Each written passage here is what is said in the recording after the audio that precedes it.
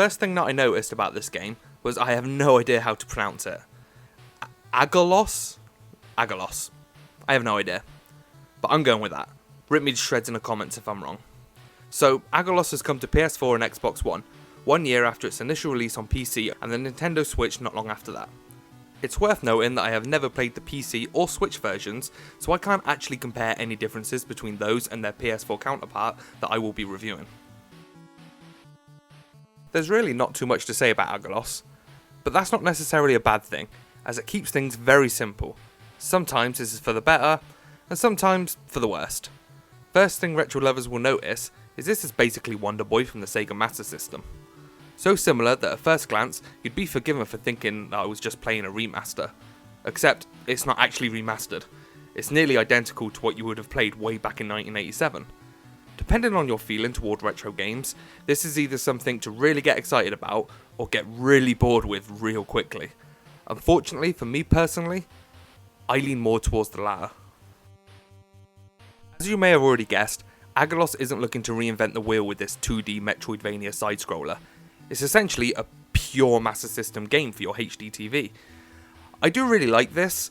It adds a certain charm to the whole experience and takes me right back to playing video games as a child. The nostalgia is strong here for sure. The soundtrack unsurprisingly matches the visuals with its simplistic throwback sound. It's fun, it's nostalgic, and at first I really enjoyed it, but it grew tiresome quickly. The few tracks in the game all felt very samey, and it wasn't long before I ditched it in favour of my own music. What did annoy me was that I had to do this by muting the TV and playing the music from elsewhere, as Aggelos has no option to mute its soundtrack, and won't automatically do so when playing music from the PS4 Spotify app. I know this is a small issue and is completely in line with the game's strict retro setup, but in 2019, this was more frustrating than anything else. Anyway, going back to the game's actual soundtrack. The reason I don't like it isn't because it's old school or retro, it's just not very creative.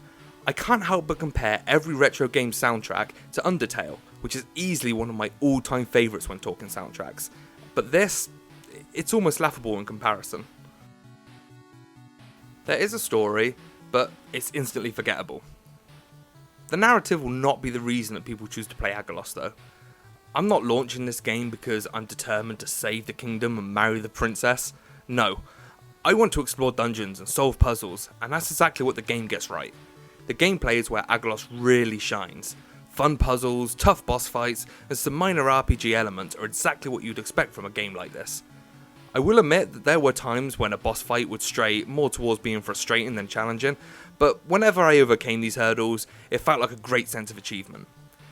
You have to be on your toes at all times, as the game will punish you for dying too often. For one, there's a death counter to constantly remind me how terrible I am, and two, it'll take away experience points, meaning it'll take longer for you to level up. It's a good way of handling deaths, as getting the dreaded game over screen actually means something, and stop me taking advantage of some well-placed checkpoints. The gameplay for the most part is very enjoyable, but it's not without its issues. The biggest problem I encountered was just how some simplistic tasks, such as jumping across to the next platform, would often become an infuriating experience, purely because if you don't time it perfectly, you can expect to fall right back down to the bottom/beginning of wherever you're at and start again, having to repeat the exact same 5 minutes of gameplay you just did. Now, I know this is the sort of thing that developers would have put in on purpose to extend the longevity of the game, and to punish the player for not paying attention, but for me, it just made me unnecessarily angry, and more often than not, it was something like falling off a rock that would make me rage quit, rather than losing to a tough boss. Whether or not Aggelos is a good game, comes down to what you want out of it. I like a good throwback as much as the next guy, but Aggelos takes the nostalgia a bit too far for my liking. There will undoubtedly be some retro gamers out there that will adore everything about this, and if you're one of those people, then I can't recommend this enough. For me personally though, it works more of a reminder of how much I appreciate the evolution of video games, rather than my appreciation for what came before.